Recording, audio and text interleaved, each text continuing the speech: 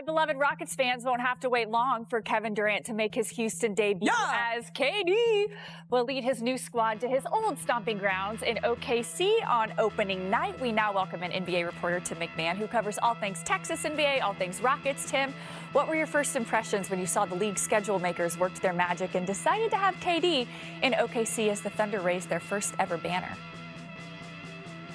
Howdy, Vanessa. I had a deep appreciation for the NBA's feeling for how to create a little bit of drama. How do you create drama with a bunch of Boy Scouts raising a championship banner to the rafters?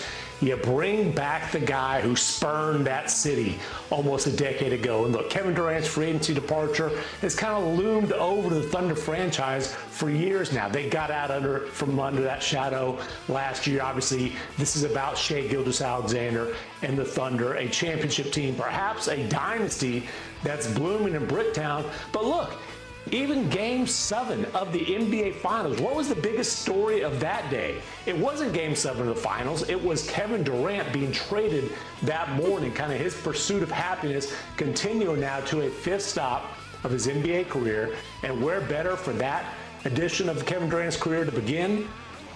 Where it all began, back in Oklahoma City, and they're finally celebrating a championship there.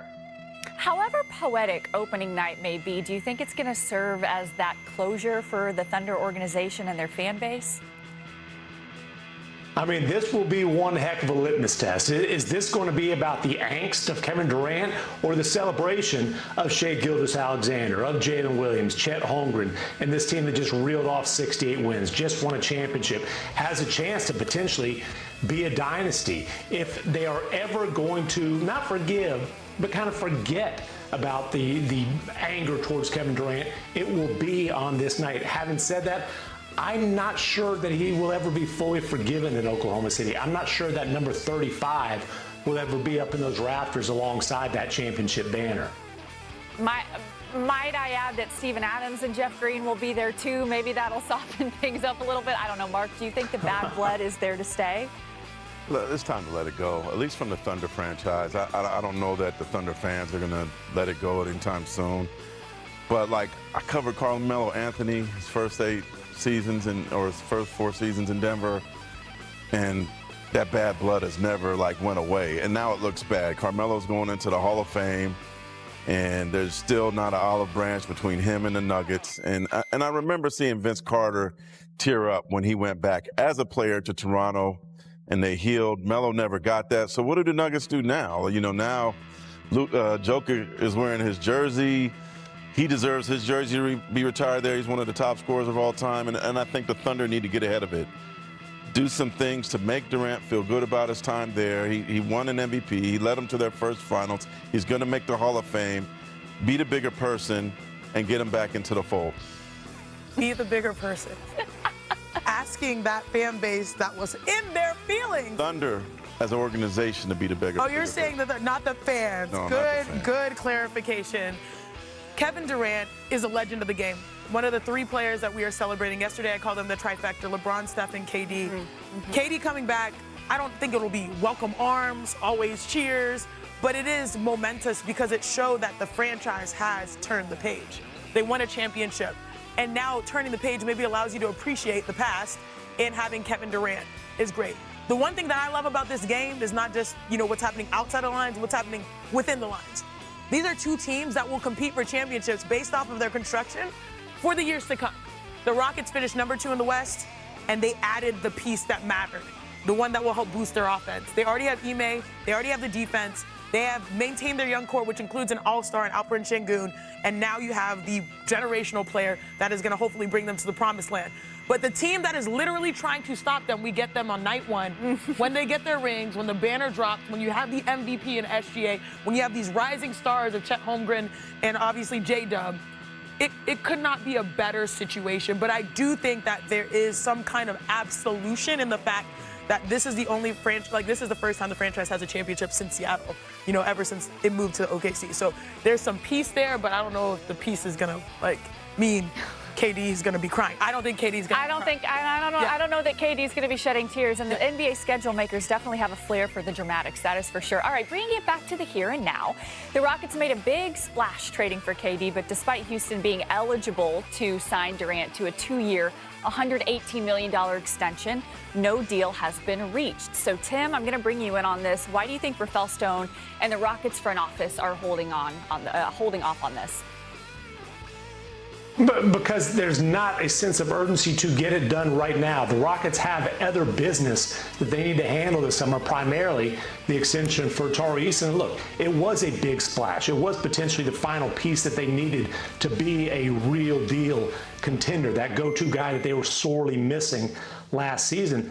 Big splash, but they didn't push all their chips in. They were very patient as far as the pursuit of a trade for Kevin Durant. Matter of fact, I wouldn't say they pursued it. They waited till the price was at a value that they felt was comfortable for them. Kevin Durant's their best player. He's not necessarily their priority, and that's not an insult to him. Their priority is making sure that they have as long of a runway as possible while trying to cash in on this window that they created by getting Kevin Durant. And certainly, I think both sides want that to be more than a 1-year window, but it's not going to be a max extension. If that was the priority for Kevin Durant, it would have been done in conjunction with the trade, and he probably wouldn't have ended up in Houston. So I think you're going to see both sides take a patient approach.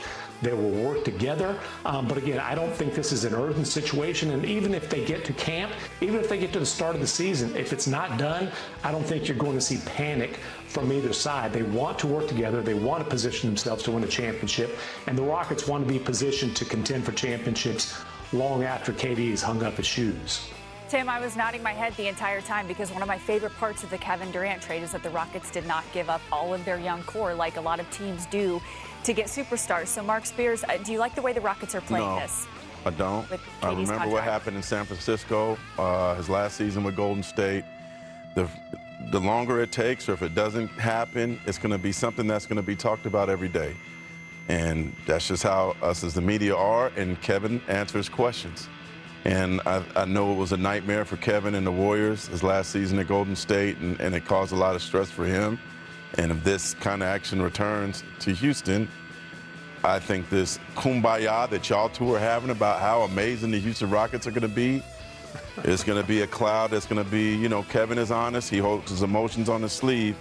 And if he gets asked about that every day, it's going to be a distraction. But the I'm laughing at Shanae, by the way. I mean, I might be like the Rockets spokeswoman right here, but the circumstances of him going to Golden State, that was a whole different circus that he had to deal with. Same thing with Brooklyn and same thing with Phoenix. Yes, it was of his own.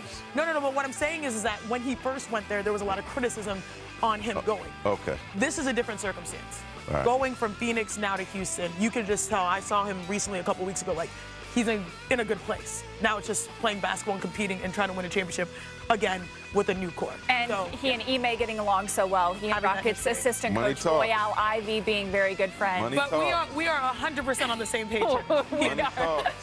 For sure. Thank you so much. They're looking at that 2027 with Amen Thompson. That's right. All right. The Slim Reaper is a professional scorer and, of course, could continue his march up the scoring record books this season. KD could end up as high as 5th on the NBA's all-time scoring list by the end of next season if he plays in 70 games and averages 25 points a night. All right. He'd be passing MJ, by the way. All right.